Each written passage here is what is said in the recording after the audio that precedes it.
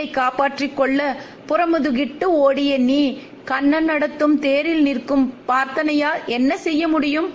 யுத்தம் என்பது வஞ்சகமான சூதாட்டத்தில் பகடை வீசுவதும் குளமகளின் ஆடையை களைவதும் அல்ல. கர்ணா, வாய்ச்சொல்லில் வீரம் வேண்டாம்.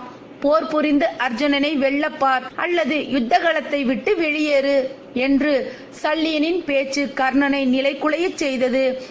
அவன் தன் நிலை இழந்து மனம் சோர்ந்தான். அடுத்து என்ன செய்ய போகிறோம் என்பதை மறந்தான்.